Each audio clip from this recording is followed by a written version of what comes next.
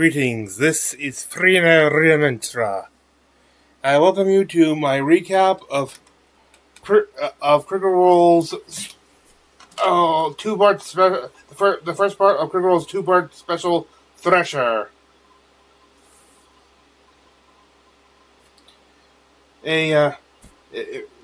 Using a modified version of the Candela Obscura rule set, which I do not know. Well, this game takes. I'll let them explain. It's like a 10-minute clip to start. But first off, I do not own, nor am I associated with Critical Role, its YouTube or Twitch channels, or any of its other online content. I'm just a fan sharing with my fellow fans. There will be some clips. Normally I'd say most are based on comedic moments more than critical moments, but I think it's a lot closer ratio on this one now, just because of the tone of this game. It's a bit more of a serious thing.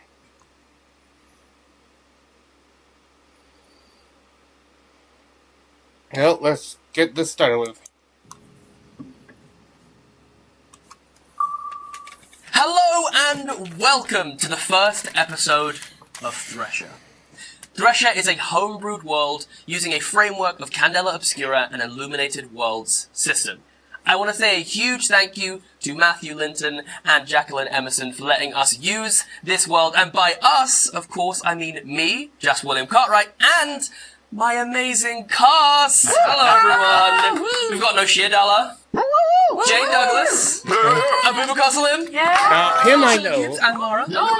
I think I know that one too. Wow. This is going to be a very, very special little thing we're doing today. So, if everyone is feeling pretty good... So ready. Before we get started, I just want to thank our sponsor for tonight's episode, Elder Scrolls Online. And I know that all of you at home are wondering how ads at Critical Role get made. So, I thought I would show you how I learned to do it from the master himself. Okay, time for my first lesson. Congrats on taking step 1 of ad reading the Regal Way. The first lesson in Samvertising is energy. Go ahead and read this copy, but give me energy. Go! Tonight's sponsor is Elder Scrolls Online, a multiplayer role-playing game set in a living fantasy world. Every legend starts somewhere, and in Elder Scrolls Online, it starts with you. Close, but give me it starts with you, more energy. Go! It starts with you! Even more energy. Too much energy! It starts with you! Whoa, calm down, pal. Okay, if you're going to be reading ads the Regal Way, you need to get a little bit weird. Read the next piece of copy, but make it weird. Go! Write your story into a vibrant chapter of Tamaril's distant past that takes place nearly 1,000 years before the iconic Elder Scrolls V, Skyrim. Even weirder. And discover a world steeped in adventure and possibility. Más weird, por favor. Explore the mushroom forests of Morrowind, battle Daedric foes in the realms of Oblivion, And face off against other players in PvP. Close enough. Okay, step 3. Now read it as if you were a cat. Don't question it. Just go! Hello, I'm a cat. Discover an ever-growing world with friends or solo. Choose from an array of quests that fit your ambitions. Grab a fishing rod and relax. Seek lost treasures, conquer group dungeons, or craft new armor. Make this Elder Scrolls world your own. Immerse yourself in award-winning storytelling in the same spirit as your favorite Elder Scrolls games. Did I mention I'm a cat?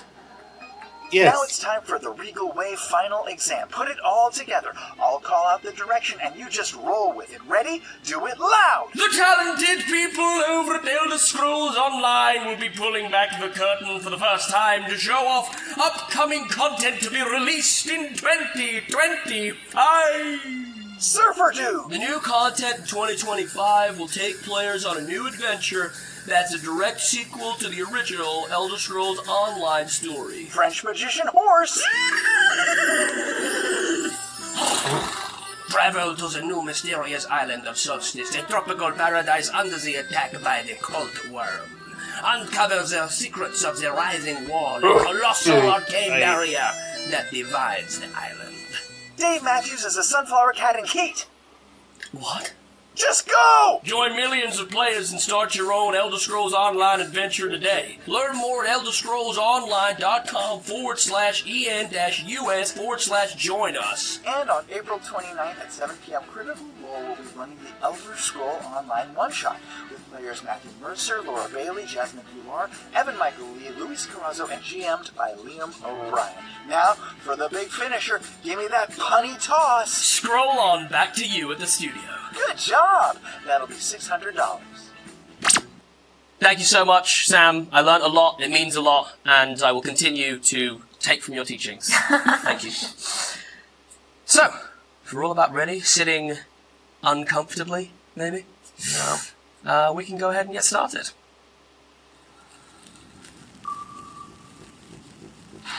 SS France embarks on maiden trade. Today at the World's Fair, the Beatles hit the charts with Love Me Do, music's newest sensation. Tonight, General Dynamics prepares Ranger 3 to photograph the ocean's surface. Experts Jacques Cousteau's Conshelf 1 experiments begin. Humans living beneath ocean waves.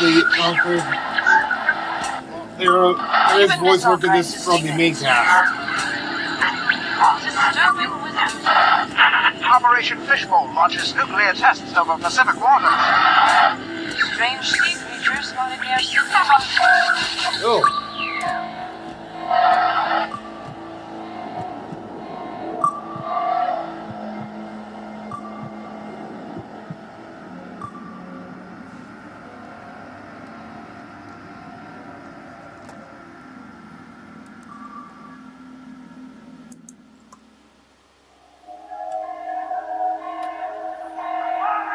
All that and this video Admiral Anders of the Atlantic Station in the trailer for this. Systems are failing, the crew is mutinous, and there appears to be something down here with us. I understand that protocol demands that I get as much information off of this station as possible. However, due to the perceived threat to the outside world, I have made the decision to initiate the abyssal lockdown of protocol, destroying the station. Dr. Blackwell agrees. 3, 2... Right, crew, listen up. We have a very rare opportunity, thanks to the sharp eyes of a fishing boat that picked up a distress signal from one station, Rán Boer. A geothermal power station at the bottom of the ocean. This facility has been lost to us for over a decade. But fate, or perhaps something stranger, just joking, has brought Rán Boer back to our attention. And our generous benefactor has not only financed this expedition, but has uncovered a piece of communication that actually escaped the station. That video of Admiral Anders that you saw earlier. Since this message, there has been no communications with Rán Boer, and we haven't been able to locate it until now. Your mission is very, very clear. Investigate the Rán Boer station. We need to ascertain what actually happened and if it can be salvaged, put back into a serviceable status. So, each one of you have been brought here with a unique skill that will help you achieve said mission. To this point that you, all of you find yourself sat in front of these big windows aboard the Thresher. You sit around this dimly lit table, there's lots of gears and wires and things, as Captain Atticus is kind of droning on, perhaps a little bit too much going into illicit detail. You get the feeling that maybe Captain Atticus one day wanted to be a performer and instead ended up doing this. He's really taking the spotlight. Yep. As your attention sort of comes back. Emily, Yes. you are our leading expert on Atlantic. Been studying all of this for a number of years, and I understand that you actually think that you have some sort of layout or an idea of the layout of this station. I believe through my research I've put together a couple of papers that could be very useful in this. So, she'll be indispensable when it comes to navigating the station itself. Then we've got Damon. Damon Adams, you're the muscle of the operation, so if things get hairy down there, which they won't, and if they do, stay close to Damon and you'll be fine. I got a question. We got a cripple with us today. Well, okay, listen. It's very important that everyone here gets through the mission, okay? And I'll have you know that this is actually Hercule. Renowned explorer. He's done this millions of times. I appreciate the support, Captain Atticus, but I think my work speaks for itself. It's gonna make your life much harder, right? Fancy gentleman. I'm sure you'll make do, Damon. Then, Valerie. Valerie has an unparalleled master of those fancy doodads and gadgets that light up and make Val things... is fine. Right, okay, sorry. Val, yeah? Val knows the doodads and stuff. I don't pretend to know, but I reckon if you're going to get around, you probably need some of If that. it's got valves, if it's got a keyboard, I'll get you in. Okay, right. Whoa. And, well, last but not least, Like we the have background. There's Beatrice. something I didn't notice about the Sorry, you background. prefer Betty? Yeah, Betty or Beatrice. Only my mom and dad really call me Beatrice anymore, so Betty's fine. Betty's fine. Sure. Hey, hi everyone. Someday. Well, Beatrice here is the mechanic, so if we're going to get this station back online, I reckon, you're probably going to have something to do with it. Yeah, I'm not as fancy as Val here with all the knowledge and stuff, but if it's got sprockets and gears and can be done with some oil grease, I'm your gal. So they can turn. Yeah, nice. So, does anyone have any questions, thoughts, feelings? No? Marvellous. Great. Then we can get going. No, I'm joking. Does anyone actually have any questions? I would like to know more about this abyssal protocol. We don't have any more information on this station. Okay, yeah, they don't know what the protocols is. These are not the company that runs the place they're going to. I think is being hush hush. There, this Thresher is not owned by them, and none of the cast have announced said that they are that. Though it's possible, though we do have some suspicions later on.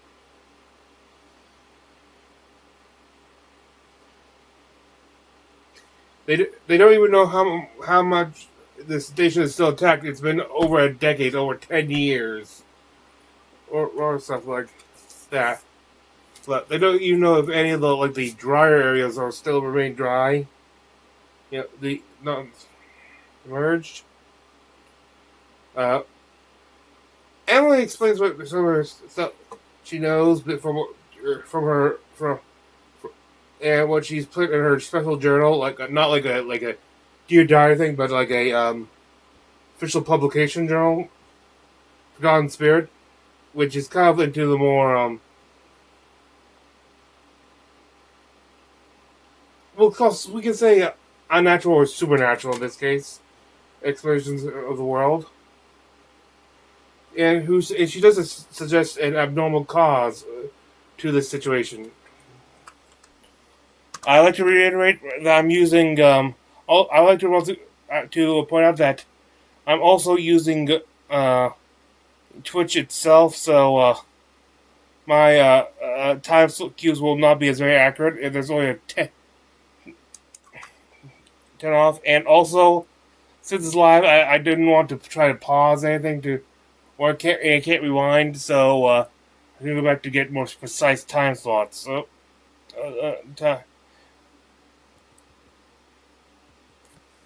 Show something like that, T.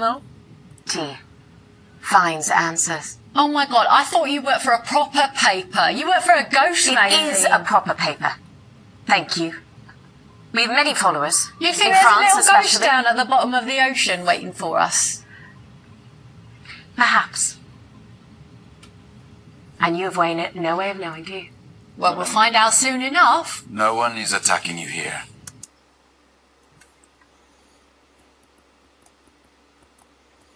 Then, You throw it to someone. I don't know if I. Calling me a dog. Oh no! No! Right now he is in like character with the either the captain or the doctor. Which are the two so far the two only NPCs we see him play as. No, if anything, I'm the dog. It's me. Ruff. Yeah, right now he's the doctor.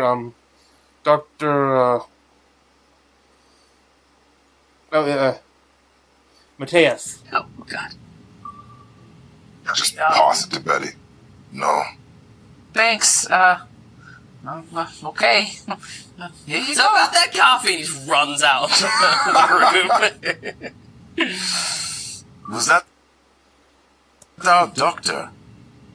Yeah. That's how he introduced himself. Whew. Will we need a doctor? I think it's probably a good idea. I mean, when they talk about these mutinous crews, like, you know, they're not going to be like, they're not going to attack us or something, are they? You know, we're coming to help them, right? So... Well, how long's it been abandoned? Yeah, not to be morbid or anything, but it's been...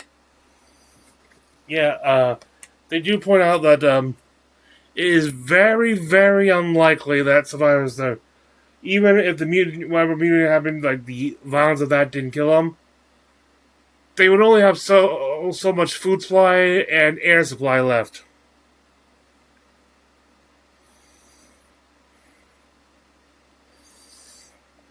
So expect no survivors. And let's see. Damon says like we're about though like well if they what they do encounter more violent people, and Damon points out that with the hysteria and stuff, with it that can sometimes come with these dives and stuff, they are their own biggest dangers. And, well, to themselves and each other.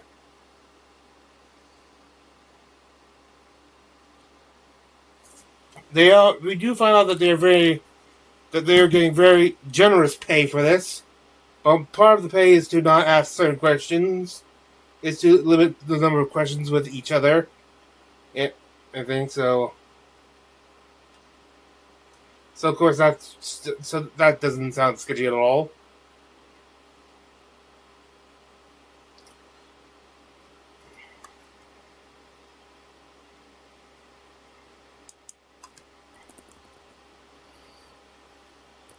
Explanation of the layout. Can I roll for how?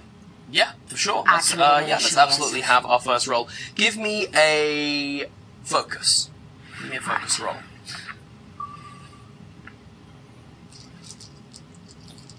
Do you want to spend a drive to add dice? You can spend a drive if you would like to add some dice. I will spend a drive to add dice. Okay, go for it. Might as well.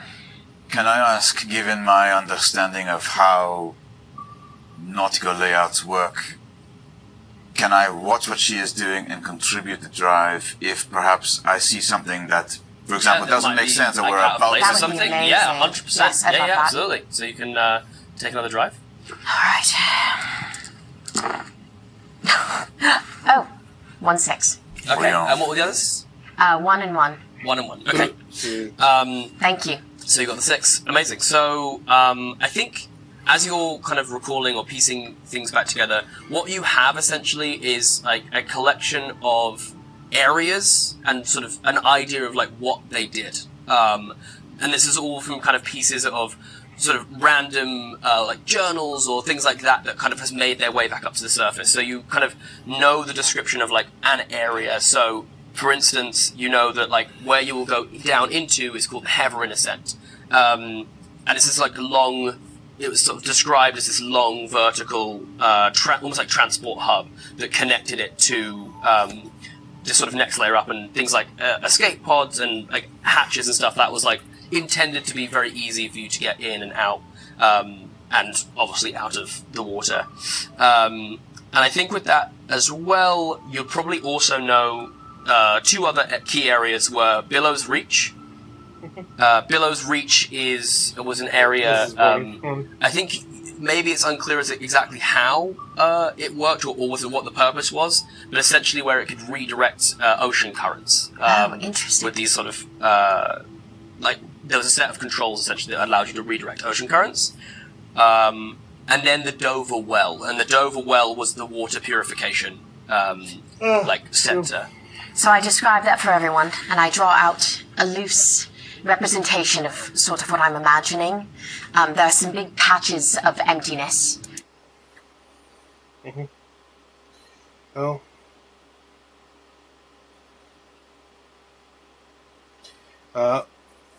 As one of them, I think it's Hercule recommends to use. Well, someone I think it was Hercule recommends pack light, like less weight the better.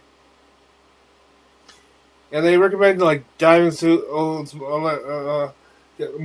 Keep the diving suits on most time, even when they get out dry, unless someone could tell that it's safe to breathe the air.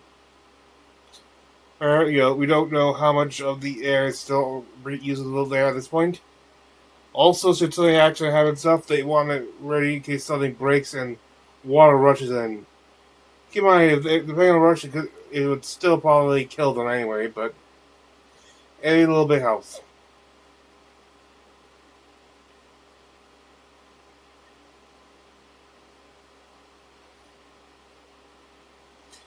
And,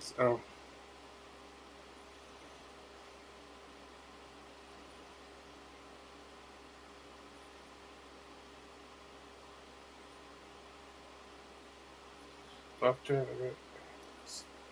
oh.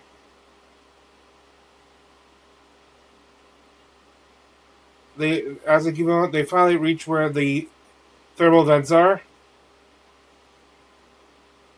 and a lot of the station seems to be below the seabed. Things have covered it, and some of it was actually built into the seabed directly. And they also get another warning of beware the vents, because with the hot water coming in, with the cold water surrounding it, it creates a lot of torrents.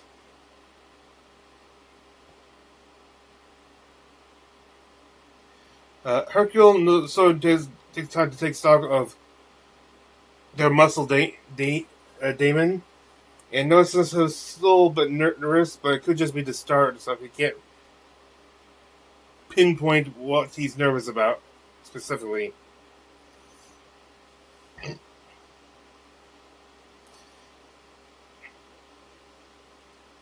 Hercule asks, lights out for 20 seconds, because,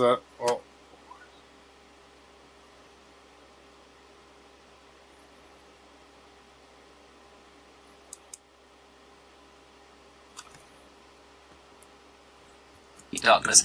I would love, let's say, a survey roll from the four of you. Oh, good. Unless anyone specifically is in the room and has heard that conversation. And I'm going to use a Gilton on that. If surveys your Gilton, yeah. 5. I'm going to spend a drive. Yeah. 5. 5. And I'm going to recover. Okay, perfect. How high stakes was that? It's not super high stakes, it's just a little bit of... 3. 3? Okay. This is actually a good opportunity for me to introduce a second mechanic. This is going to be a new panicked condition.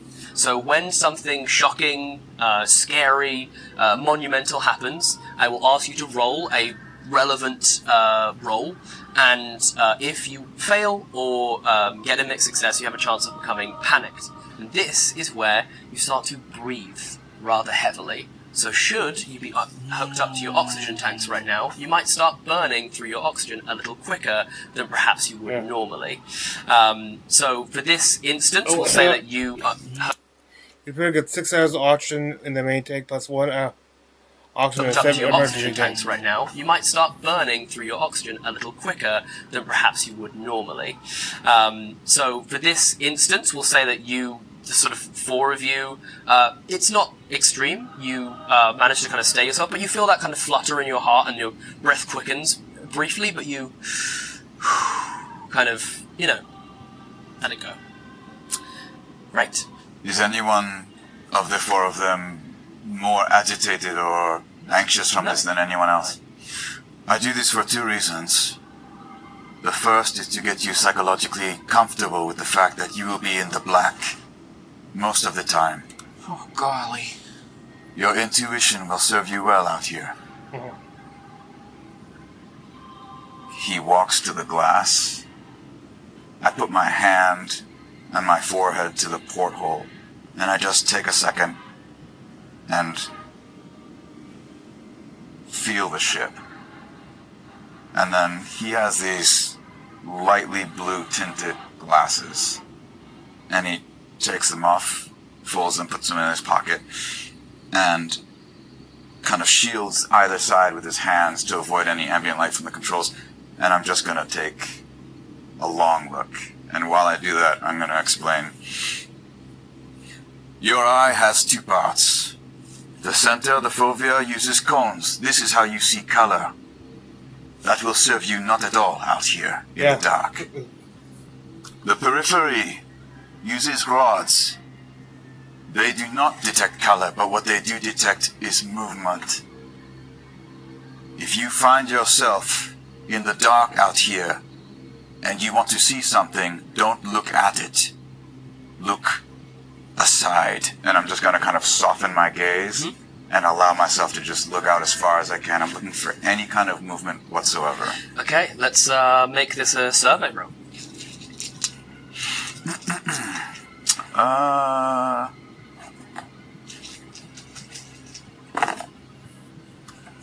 3 and a 2. 3 and a 2. As you look out, I think that there is a moment of not doubt, but it's almost like, I think, struggling to actually understand what you're looking at, because the formation of the rock, there's almost like a moment where, as you soften that gaze, you could swear you feel the rock start to like. So the outside seems a little disconcerting right now, but they have a job to do. So now it's time. They suit up. Betty quickly will knows looking goes longer gets two what they described as movie tickets to keep in her suit.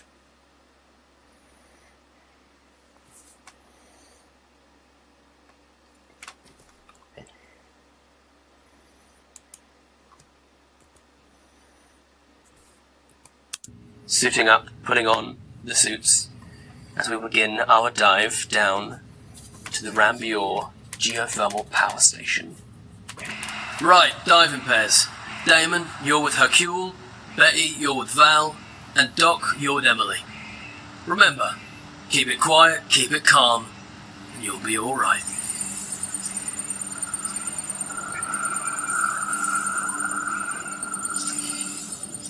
Make your way down to the station, and we'll seize you on the other side. Good luck, crew.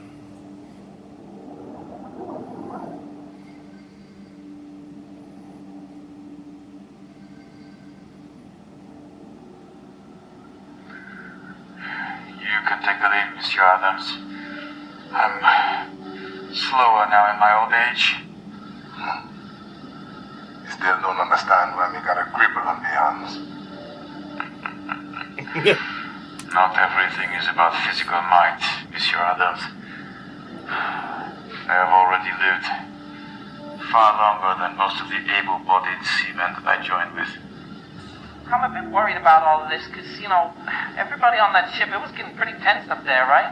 Wow, yeah, that's just people, You'll be alright. You think so? Yeah. Hey, you run with me. Run with you? Yeah, you'll be alright. Maybe we should just keep talking instead, though. I know the quiet's good, but, we should just keep it going so I don't lose my mind, maybe. You won't. Just your soul. Darkness. Your senses feel starved. No light. Little sound. Just the endless void of the ocean. Your torchlight extends out and hits nothing. Until eventually, a fleck of bioluminescence drifts across your view, and you see a door. The entrance to Rán Boer. You find yourself emerging as these two doors kind of pry themselves apart. See, still in your suits, out to this sort of dark room. A few things float by, the occasional fish. There appears to be like a pocket of air up right at the top. And I think the first thing that you notice is it's very cramped, and there appears to be some little seats, like seated areas, which there's like one seat, two seats, one missing, and then like a fourth seat. And as you make your way out and into this kind of dark and murky room, you can see now very clearly a door to the right and a door to the left. As who do we think would step out first? And that would be Emily, who but immediately bumps into a skeleton with a bullet hole right in its forehead. Not good sign.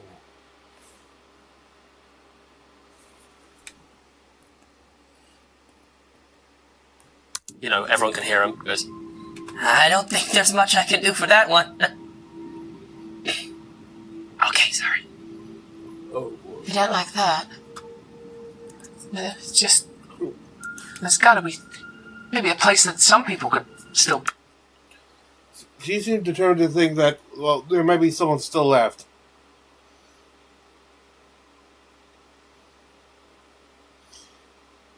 They found the doors to Bill's Reach, which I think, as I said, was where the current controllers are. They see something hanging. They find on one wall hanging a hook, a lanyard with this leather case sealed and watertight. So they'll wait for them to reach a dry area before they see what's in there.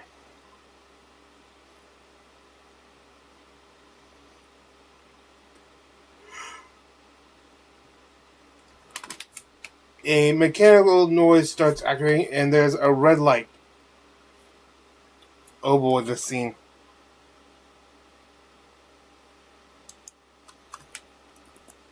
Clean, almost like pulled torch sheet of latex.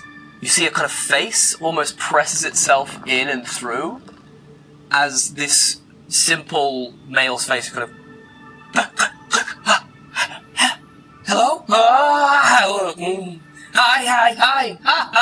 Ooh, is there people? And then I think as you hear some further whirs and clanks, this strange sort of automaton-like creature with this face, seemingly almost like there's metal behind this silicon, kind of pressing the impression of a face into it. Kind of lumbers forward.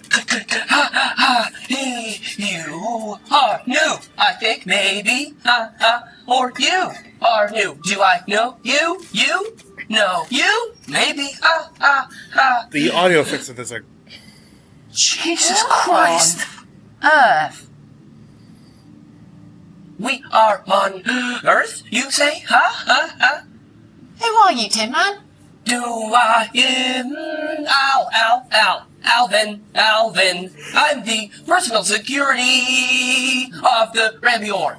You got something to do with this? And I point at the skeleton. What? No, I saw. That was a gun, huh? Bang. Sorry. How long ago was this? How long ago is anything? I don't have a reference, I think. A long time, maybe. It's like goddamn Robbie the Robot over here. What the hell is this? Who is that? It's just a guy in a movie. What is a movie? Okay, we're getting off track here, but I brought a chunky tablet. It's ruggedized, right? Waterproof. Yeah. Can I interface with you? Yeah, absolutely. All right. Make me a focus roll.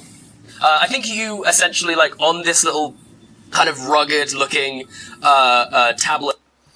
Through her use of Itchy Access and is able to get more better, she finds out that last time he saw people, there was 2 people. One of whom is now that skeleton.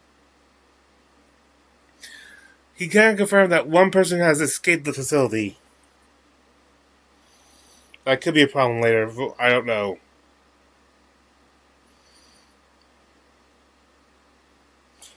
This place was the only escape, physical escape route to that wasn't to a vehicle.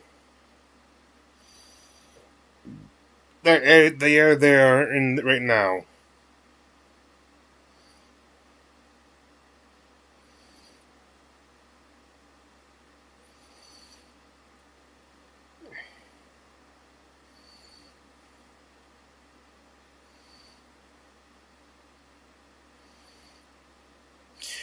Basically, using more accurate, they were able to find out that the person who manages to escape was Blackwell, the main science officer. But then, for that success, he starts constantly repeating the same thing over again. Till David hits him, which goes, "Thank you," and Alvin just shuts down. They determine they gotta get the power back on. And Val tries to,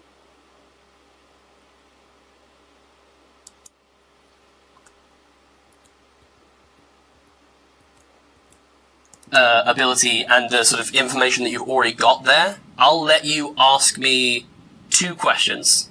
I reckon there's enough juice for a couple of questions. Oh. Can I consult the party for questions, or am I? Or is this? I think so. Essentially, the reason why I'm saying it's 2 questions is you're essentially pulling apart the data. You're sort of ripping through files and having to extract things. Right. And as you're doing that, it's becoming less and less stable. Right. Yeah. So essentially, the more you do that, the less sort of coherent the information is. So I think it makes sense if it's a slightly more instantaneous, thing. You're just I'll check this and I'll check this kind of thing. Okay. We trust you. I look for a log about the flooding. Mm-hmm. Is there a record of what happened? Where the shell was broken? Where containment failed on the station? I'll sort of give it to you in visual form. So essentially, you watch as you see these doors kind of slide close, and then it's all from the perspective of Alvin, kind of stomps forward, and clearly is trying to open the doors. You see these sort of 2 metallic hands coming up and trying to sort of pry the doors open, but they're sealed with several layers. And then Alvin kind of stomps over to a sort of a porthole window, and you can see this little sort of individual pod kind of shooting up, and you see it going up and through one of those holes in the top that you descended down through. And you see that Alvin just starts hammering at the window. And it probably does sort of, essentially the file just goes on for the best part of 3 months of just Alvin just attacking this window until eventually it broke open, and Alvin eventually sort of found his way back to his little dock. And is that one of the windows in here in this room? Yeah. All right. I'm scanning the data for a blueprint, a current blueprint of the of the station, or just any current reference? Of the station. Of the station. Okay. Yeah, I think that with the rolls and everything that you had, I think that you get essentially like the next layer that was previously revealed, and so you can see at sort of relatively accurately, as described earlier, that the Haverin Ascent, and then we have Villers Reach off to the left, and the Dover Well. Then beyond that, you see there is a place called the Colgrave Nexus. It's like a which I think you get like just a line of like sort of experiments or laboratory, and then the other side is the Haven Glow Observatory. Alright. Haven Glow Observatory. And what are they attached to? Are they attached to the Billows and Dover? Yes, it seems. Yes, that's a good point. So it seems that the Billows Reach is attached to the Haven Glow Observatory, and that the Dover Well is attached to the Colgrave Nexus. I will say a crucial thing that you do get here is that there appears to be a power source that then connects those two locations. So there's somewhere else that's attached to there. Okay. Brilliant, Val. Hi.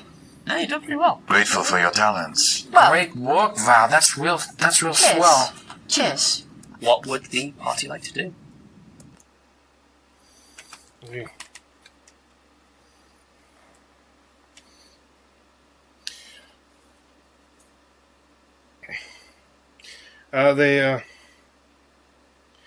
They do a quick check. They all have 5 hours of oxygen left. They do a quick scan of the Dover Well doors. They're still sealed, so and try to examine the contraption on it to figure out how to use it so they can get in there without while rushing into it, taking them in violently.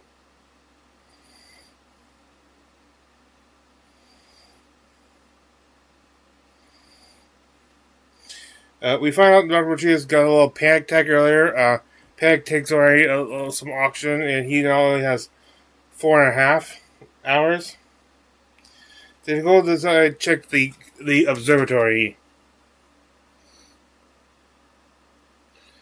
Hercule calms the doctor so he stops panicking and loses gas. Yeah, gas.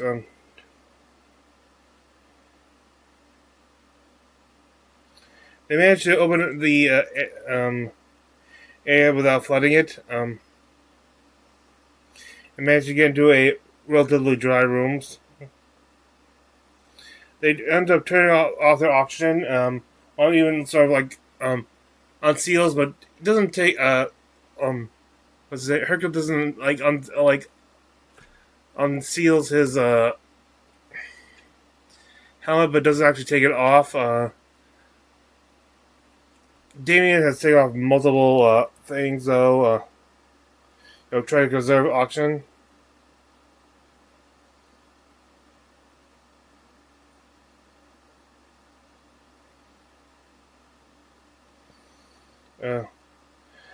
Damon takes the lead. Hercule tells Emily and Val that his suspicions that the doctor and Damon are actually working for Atlantic. Just out then, they hear something, a noise outside. They see movement. They see movement just outside the tunnel in the water. Just or something. It's not a fish based on the movement type.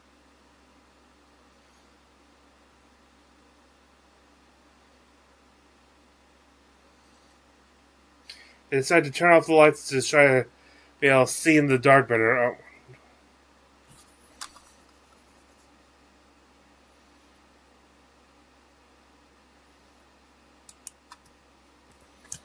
You feel this large paw just on your shoulder, but it doesn't feel aggressive. It's just enough weight. Something lands on the bridge. Oh. Hand still on the shoulder. And then you hear... Then I fixed it, I was like, Still on the oh shoulder. my god, My other hand's going to reach for my hunter's knife.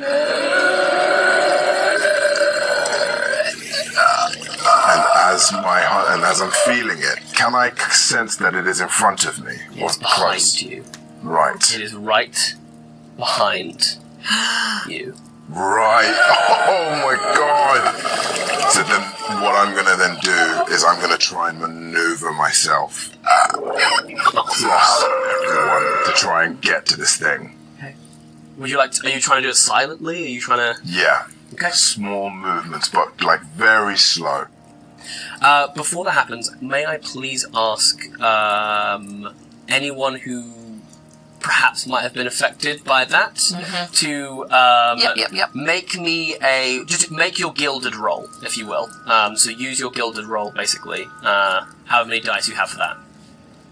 I've been affected. I feel like I'm. I think you're. I'm alright. I'm almost like. Yeah. I'm happy with that. Yeah.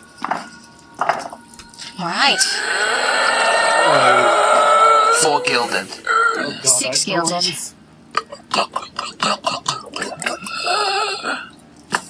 6. 4. Oh, 4. 6. 6. 4. 4. 6. 6. And is this a sound that I would know? No. I will say this. I think for all of you, it starts as this raspy kind of intake of, and then it starts to change, almost like there is something, some new kind of mechanism or something that's being, that's sort of trying to function, and it's not quite working because you hear this and I think that what you would sense is that like. It almost sounds, the closest thing you can to it is like when a fish is stranded on the beach. Oh, so interesting. I'm going to quietly take my helmet off, extend it as far away from my body as possible, and turn on the lights. I think, right next to Val. So are you going to allow Damon to kind of move past you first? No problem.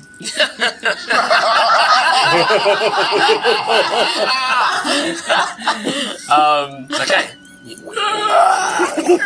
This smell, Damon, as you walk past Val, of rotting flesh becomes almost unbearable. Okay. As you move past, and then I think this light flicks on. And probably 6 inches from your face, you see a completely faceless creature, almost like this pale blue skin has been pulled over the head of this humanoid, covered in fins, barnacles, claws, spikes all poking out from different places, scratches all over its body that look concurrent, almost as if it's done it to itself, and the light turns on and there is absolutely no reaction from the creature, as it doesn't have eyes, it doesn't have a mouth, it doesn't have a nose, and that noise seems to be coming from its throat. So if it's close to noise, I'm going to place the knife just under, just aim for the neck, and then I'm just going to move straight in for the stab for the neck there. Make me a strike roll, please. 6 and a 4. 6 and a 4. Okay.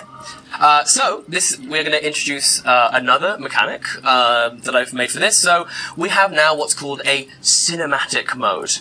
Now what this means is that during a cinematic mode we have a slightly more turn-based sense of action, but it's very, very simple. Essentially, the group will all choose whether they want to go high tide or low tide. If you go high tide, you act first. If you go low tide, you act second. I will also pick one, and if there's a conflict between what I want and what you want, we'll do a simple roll-off, and whoever wins gets to choose. Is there a benefit to going second? Well, essentially, it's like if I call for a cinematic, but you don't necessarily know why, you might want to go second so that you get a chance to see whatever. I see. Okay. Rather than sort of wasting essentially a turn of just not knowing what is happening. So, with that said, we will resolve that at the top, but what does the group want to do? Do they want to go high tide or low tide?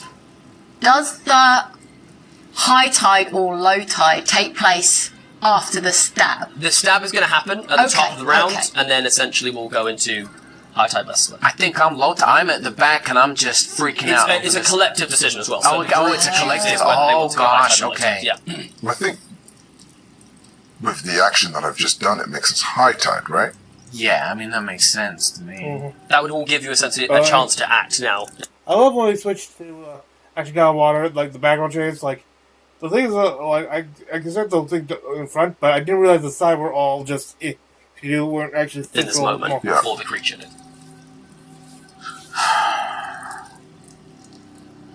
Action has already been taken. I was originally thinking perhaps if it is actually blind, we could just give it space and see what it does, but... It has a knife in its throat? Yeah, with 2 successes, I'm going to use my render flesh as well. Okay. You're very good at killing things, Monsieur Adams. Also, we're just stabbed a creature, so we're going to need you to make a decision real fast. I think it makes sense to be high tide. Like, this is like an impact thing, like reactions, like jumping in. This knife goes into the throat of this creature.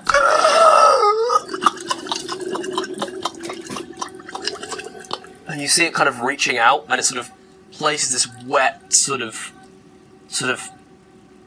strange. It's not skin. It's not skin, and it's not scales. It's something in between. It leaves like this sinewy kind of sludge all over your face. Yuck.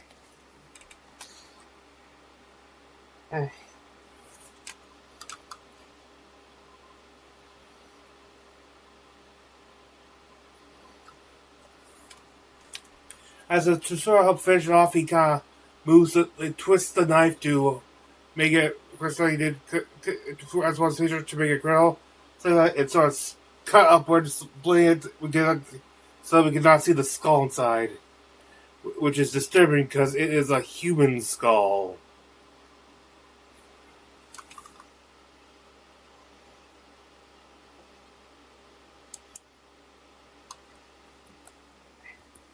Asked everyone to the front. Yep. And go towards where we were going. As he goes, Emily runs out. Wait! Trying to take a photo.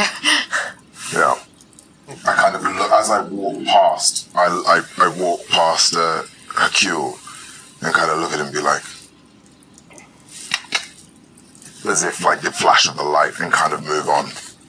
What the fuck is going on? Oh, bloody hell. I don't like this. So, you managed to open the 2 doors, it seems. They go reach below reach the gas. There's a gas seems to be in the air. Stuff low oxygen, so they kind of have to put their suits back on. There's a skeleton like sitting at a table with in front with a chessboard on there. And chained to another seat, like by handcuff, is a severed hand, still decomposing, still had flesh on it. It's in decomposition, but it's still there after all these years.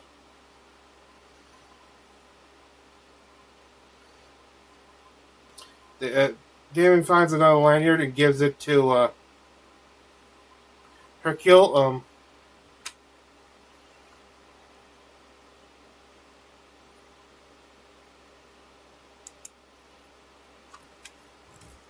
Right now, we need to figure out a way out of here. Sorry, did you just say I'm gonna look at it? Yes. I'm not gonna look at it. Yes, you are. You're going to look at it right now. Okay, these two say I'm looking at it. I'm looking at it.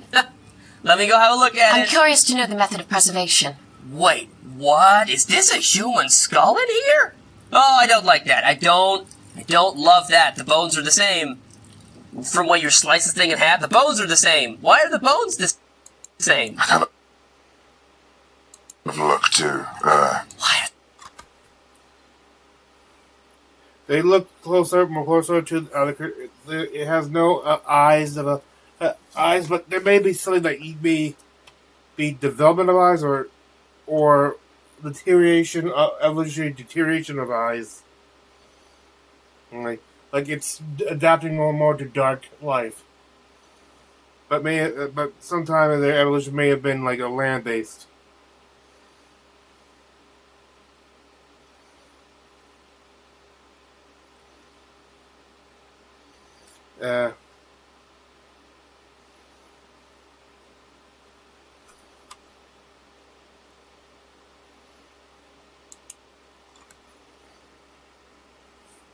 Or is just... Wow, Oh. They open,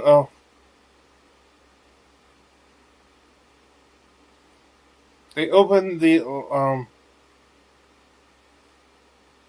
a lanyard, and it seems to be a cassette holder with a buttons indicating that this is a recording device. It does start to play.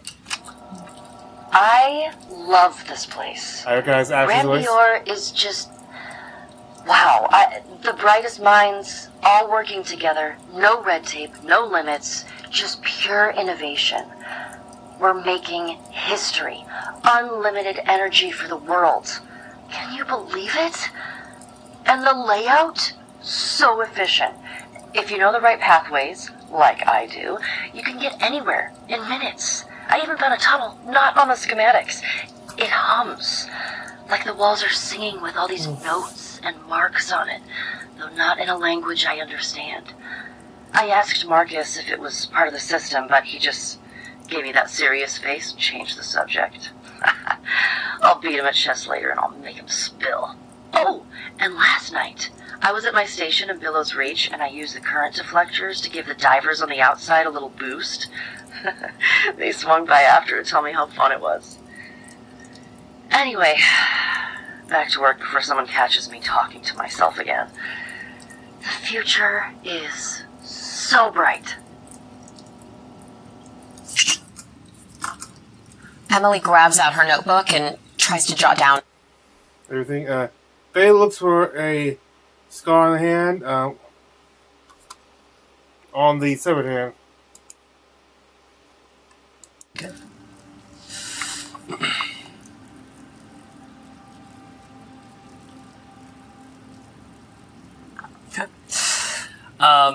Would you like to try and play the other one that you have? I would like to look at the player and see if it looks the same as the other one we just used, or if it looks like in any way. You take a look at this thing. It looks a little bit more worn than perhaps the other one did. Do you go ahead and press the play button? Yes, please. Okay. You click it in, and it does seem like this one is pin protected, unfortunately. If you wanted to try to bypass it, you could. for me. If there's any way you can. So yeah, focus. I would like to focus, and I will try and interface again with the tablet. All right. I'll spend another point of drive. Do it. That is a gilded 6. Whoa. Yeah, okay, perfect. As you click it in, you find one file. You manage to bypass the security on that one. There is actually a second one on here as well that you think that you could access, but that it does look like will require the PIN number. But you do get that it is only a 3-digit number that you're looking for. However, you do get access to this one. Ah, yes, it's working. Oh, wait, is it? Yes. Okay, that's Laura. Yes, of course it is. Doctor Veterand, personal log. Well, another one. Note to self, I need to organize these better.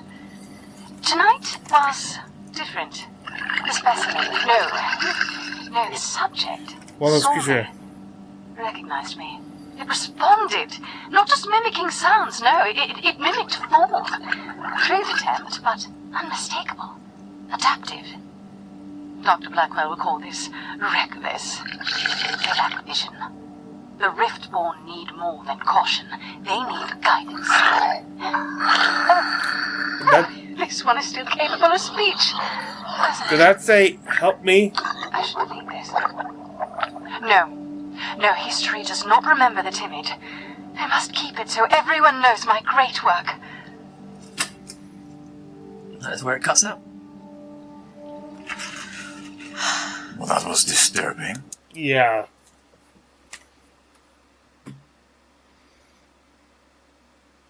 They latch on to the fact that they said still capable of speech.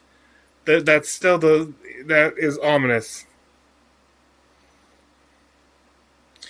They found out that they needed to go somewhere past the observatory to restart power. Like go through and past it.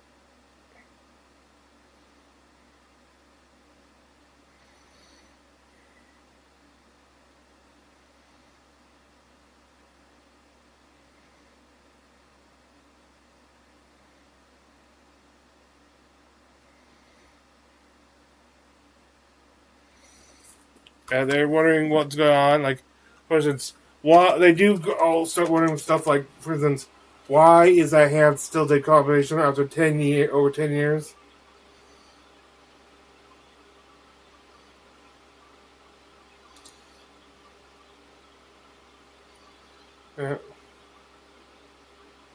And Hercule takes Betty aside and says, so that he knows just she's Hercule knows Betty's hiding something, but doesn't give her yet.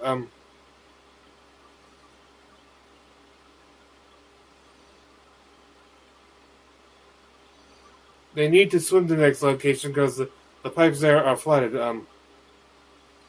There's fluid leaking in. It's not just water.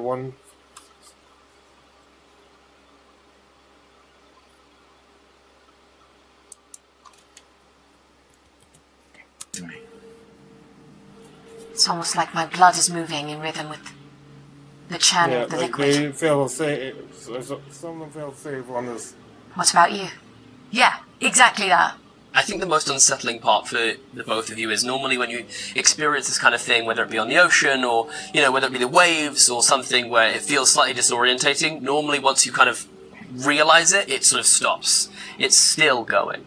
Emily leans into Val and whispers, "You still don't believe in ghost stories?" No, I don't. This isn't a ghost. This is a doctor. Huh? Am I going to be a fish man? What? Fish man! Are you going to be a fish man? Am I going to be a fish? I don't feel right. I hope not. I'll try and stop that, I guess. Is Val starting to spiral out here? Do you think that Val's affected by this? Yeah, I'm not up for any part Can of you make this. me a gilded roll, please? 4. 4? So you feel yourself begin to panic, and you burn through an hour of your oxygen. Oh. So if you can mark that down for me. So everyone actually would be down to 5, so you're down to 4. I'm going to take Val, I'm going to place my hands on either side on her shoulders and put my faceplate against hers so that she hears me speaking through the vibration of the helmet. I'm not distributing this to the group. Sure. Val, I've seen a lot of very scary things down here, and I've lost many good friends, but nothing is going to happen to you. You are in good hands. Alright? Why? Yes. And I'm gonna take that tide from her. Wow. Okay. Yeah. Oh yeah, the tide. It replaces Take the something tide mark. from the Del Obscura for like taking magic. We are all going home. Oh. I'm just going to give you this, just to mark your success there. You know what you can do with that, and that's when you would like to. Oh, okay. Wow. Okay. Then,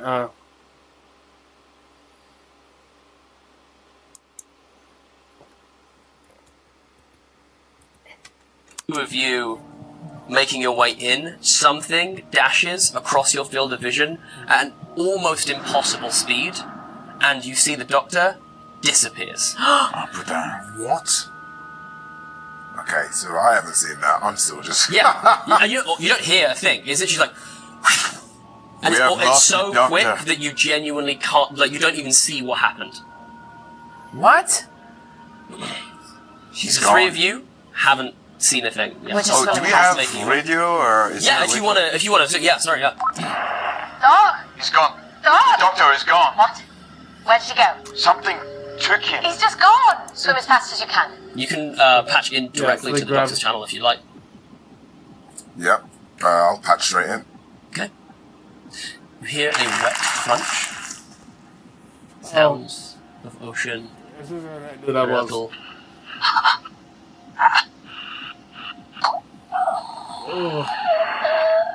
I go back to the normal comms and I just keep swimming forward. Does it remind us of the creature that we heard before we...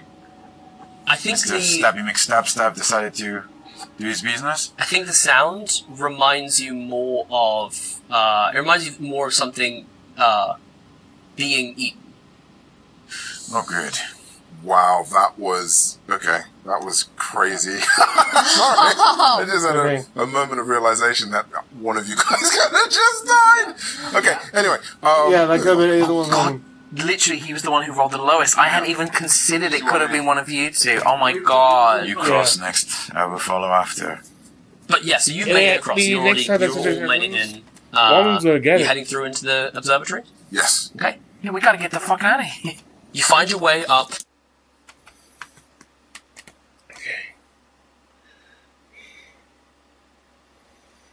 They make it to the Haven Observatory. The controls are analog, so don't require power to activate. There seems to be a light that pulses through some of the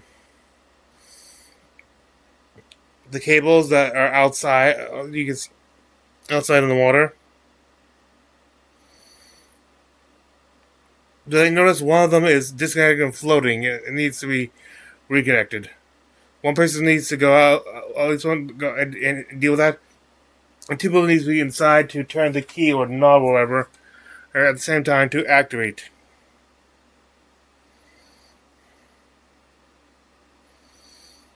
Damien decides to go outside. Found Betty decide to be the dial.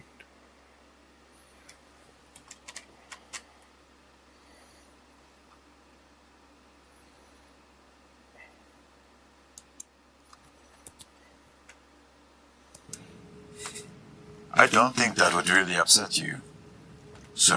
Well, it upset the rest of us. We need you to get out of here. If it weren't for you, I wouldn't have even seen that thing out there. We need all of us. No. As you keep saying. If he wants to come, want to be brave. Bravery has nothing to do with it. If you die out here, I'll have to come out and plug this in anyway. I'm old. I'm saving myself the trip. Jeez. Be safe. Lovely. I swim out and go. Would you like to, tether? Like, when you dive down in pairs? You tether together, so it's like, if someone gets, knocked adrift or something, it's, easy for the other person to... as he kind of says that and saves him the trip, I kind of go up to you and I tether. And then... It's like a big harness. Yeah, and I'm just gonna, hold on. I'm gonna use move. Oh, no! Fuck, I'm gonna resist it, because this is a cool moment. Mark that resistance up. Yeah, that's it. It's a 6, and you just, with sheer force, almost I just move like a tornado, and I pull you with me. It's ridiculous. Oh la la. You're like Master Blaster. This is fantastic. I think you, from the outside, watch as these two figures occasionally being illuminated by this pulsing of this cable. The sort of glow of it catches these two figures. And I think the strangest thing is you see this strong, powerful kind of, swimmer, big kind of athletic strokes as you're pulling yourself through the water. And then behind, you can't help but feel like, when you look at Hercule, it's suddenly like this jilted, kind of stumbling man. Almost seems graceful in the water, like he's suddenly in an element that he is more attuned with. That he's no longer held down by any physical injury or scars. You make your way out. Hooray for buoyancy. Towards this cable. As you get there, you can see that there is a, it's about this big, it's quite sort of heavy. And it takes you a little while to find on the opposite wall where you would sort of plug it in. And I think that what you can see is that there is essentially a mechanism, a lever on top, that would lock that in place. That appears to be broken. Oh, putain. How's it looking out there? Yep. You're right. Something's broken. And now we're going to enter a cinematic mode. Would you like to go high tide or low tide? I think... Low tide? I'm going to go low tide. Let's go low tide. Yeah. You're going to go low tide? Yeah. I think so. Okay. So I don't know what's happening. No. So, I'm just going to make Can I just double check scars for the two of you? You're perfectly clear. No. And one of tide for me. That was a lot of dice. I don't think that was necessary. That was a lot of dice being rolled right there. As you're there, doing sort of scanning out, looking. You I think have a moment of like clocking and also realizing sort of what's happening. And there's the briefest second where you're no longer looking forward. And as your head kind of pivots back around and you look, you see a similar kind of taut-skinned face, but this time behind the where sort of the eyes would be, you can see these kind of glassy balls kind of staring out, huge, staring out at you, and underneath a kind of flap of skin, a mouth filled with teeth kind of crashes into you, and you slam against the side of the station. The more scars the character has, the easier they are to hit. A character with perfect health instantly resists 2 successful rolls from monster. Every scar a character has lowers their resistance by 1. And you take 3 body marks. For fuck's sake. Does he take me with him? Because we're tethered together. You also get pulled back. Right. So... And then it's... Ow. Okay. So at 3 body marks, I am, like, shattered. I am gonna go to swim towards, Nikhil, and I'm gonna pull him, and take him back, essentially. We need to get this cable reattached. We need to fix the latch. So I kind of, using whatever energy I can to take him back to the, you want to get him into the... Yeah. Okay. Someone will have to be outside. Yes, I know, and as he says that, I'm unlatching as well. Mm-hmm. So I'm just holding him. Okay. Go ahead and give me a move roll. Mm-hmm. I'm gonna drive. Twice. Wow. Oh shoot! That clips are in dirty. But basically, yeah, move to.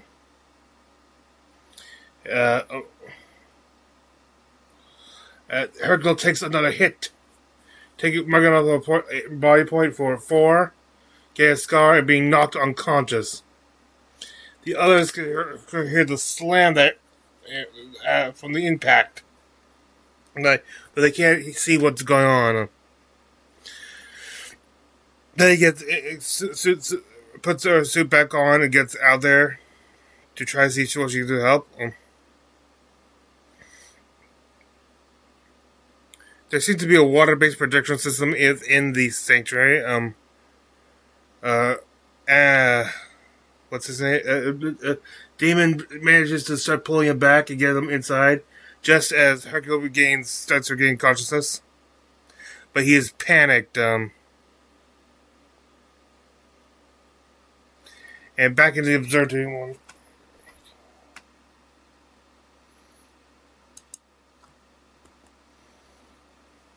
Another hour of oxygen as your breathing gets heavier and heavier and heavier. Or you can choose to take a selfish action.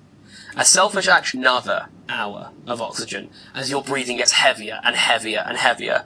Or, you burn through an hour of oxygen. What you can do is you can take an action. You can actually take 2 actions now because you're panicked, so you're acting sort of more quickly than perhaps you normally would. You can try to center yourself, which basically means you end your panic. You will pick a role essentially that associates with something that you would try and do to calm yourself. Whether it be look at a cherished object, whether it be try and snap yourself out of it. Whatever it is, you can justify any of the roles essentially. But if you fail, you'll burn through another hour of oxygen as your breathing gets heavier and heavier and heavier. Or you can choose to take a selfish action. Oh boy. A selfish action could be that you run, you hide, you use an ally as a sort of a shield, you shut a door behind you, perhaps locking an ally away. If you do that, you will automatically end the panicked condition. And you will also take a brain mark if you have any affection towards anyone that might be affected by your action. But that won't trigger a control roll or anything like that. Awesome. The scar for body, does that actually mean I need to declare what this scar is and its effects? Yeah, absolutely. Yeah. So I took crushing damage and impact. Right? So I'm going to say broken ribs. Yep. Ugh. Can broken ribs further affect oxygen? I think so. I think that seems like a fair trade-off. That sounds like fun. So that's a good point, actually. How much oxygen has everyone got left after everything's happened? So 4 hours? 5 hours? 4 hours? 4 hours? I had 4, but it's down to 3 now, isn't it? I think you just burned through one then, yep. So I just burned through one as well, so that's 3. 3. Plus whatever happens with the panic. Yes. Okay, so we're now back at the top of the round, which means our panicked individual will go first. So if you end this sort of turn while still panicked, you burn through another hour. Right. I think as you feel, as that crushing weight happened, your eye is open again. And I think there is something about the helmet and... Oh. Hergel starts trying to hold his breath and sort of unseals his whole thing. So the sort of lifts it slightly, lets the water in. And start filling up part of his suit. It's just something to do, something to focus on.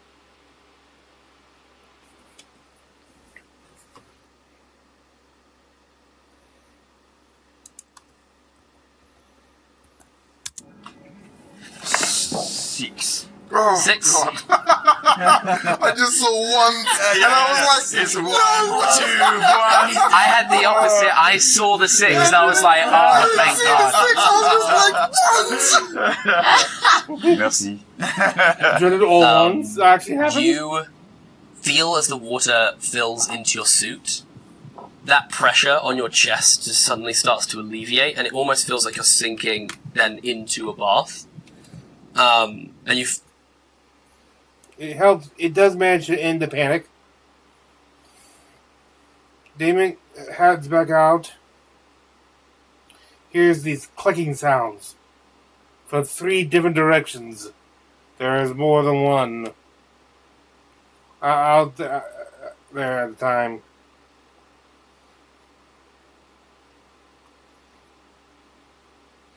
He takes 2 and then has to mark off 2 body points from his suit being punctured, and it's also spilling water a bit. Betty manages to get to there and starts to work with the thing and tries to get locked in with the lever, tries to go put it, ends up getting his head caught crushed a little bit, takes it out, and it takes an instant scar, but he managed to lock in place, and they managed to time it just right to activate the power. Lights start coming on.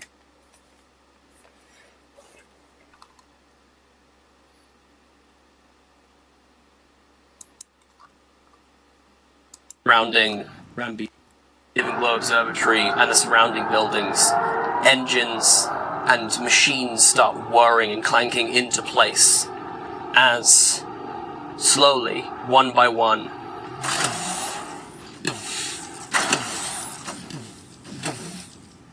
buildings surrounding Rán Boer suddenly light up, brilliantly casting light across this otherwise they can see what they're dealing with. Not sure that's better or worse. Strange station. Injured. Very injured. You see now this creature. Now there is a one above you. That sort of sheet of skin seems to have disappeared. There is no sheet of skin on this one. As you can see, these giant bulbous fish-like eyes kind of turning down to look towards you. And that is where we're going to end this episode of Thresher.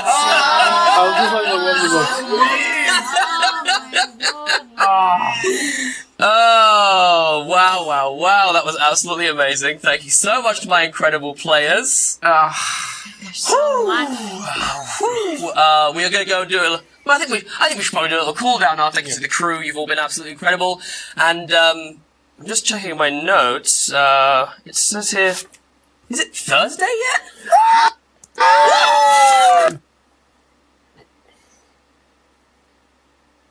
Yeah, we have hiccups.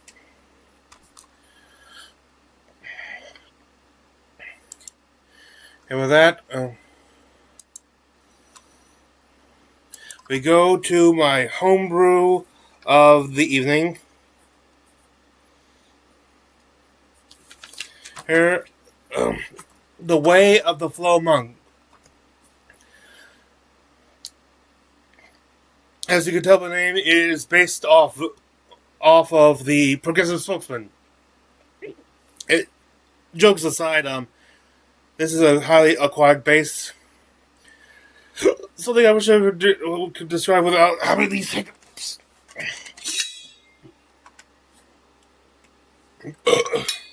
Excuse me.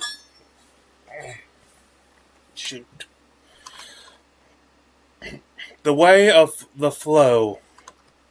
Water is one of the most versatile substances in the world. To reflect these traits is to strike the balance of change and persistence. Shoot.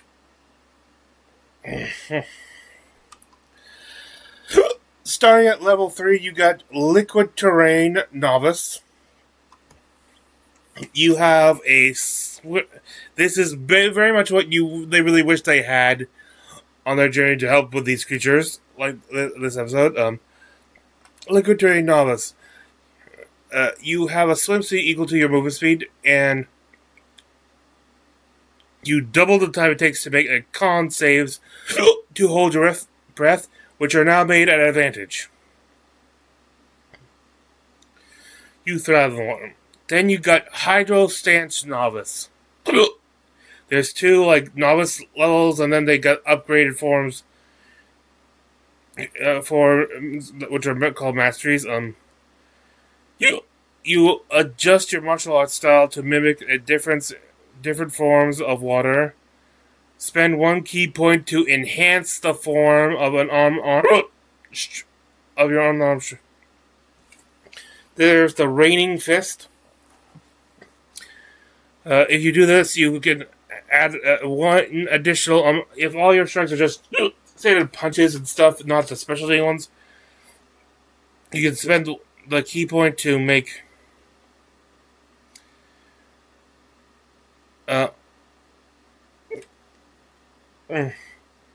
to give yourself 1 additional attack, which, considering this is like a level 6 ability, would bring you up to 3 with this per attack action, if you spend the key point to do it. Oh, I hate this. Then you have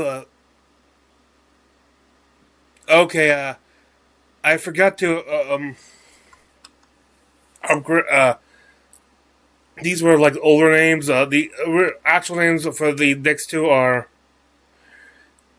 Geyser Shove and okay. When you hit it with a pushing attack, you can move into the target space to move them 5 feet in any horizontal direction, in the air. Before proceeding to then try add the effects of the actual shove, so you're moving it, you can actually take it, move something up to 10 feet away from you. 10 feet away from where they were originally standing. Good control. And finally, what was originally called Submerged Grapple, now called just Frozen, which is now called Frozen Grapple. Can't believe I forgot to update this names. But if your grapple is successfully broken, the creature who is grappled loses half their movement in the breaking of said grapple.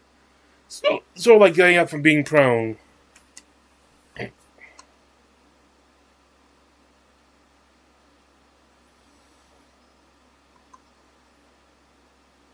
Imagine you have them grapple prone, then you basically stop all their movement, I think, right? I didn't...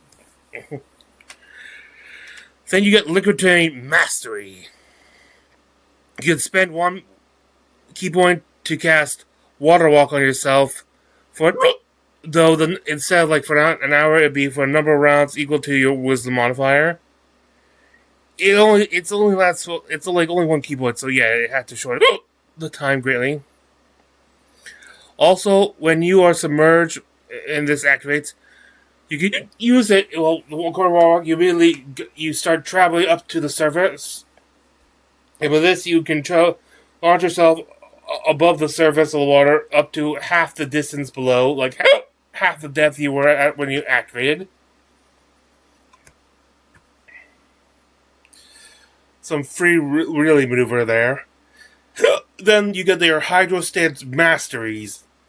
All enhancements of Hydro Stance Novice are now upgraded. Now, whenever you have the Rain Fist to add that additional attack, all the unarmed strikes of that action now can share any buffs. This will including advantage, which is a major boost. Geyser Shove, you can now include vertical movement. And finally, Liquid Terrain Mastery is level 11. This is level 17, the capstone. Finally, you got the Frozen Grapple. The target has disadvantage on saves and checks against your grapple. And with that, I thank you for joining me. This is Freenary Adventure, your hiccuping YouTuber, and I wish you good fortune on the quest of life.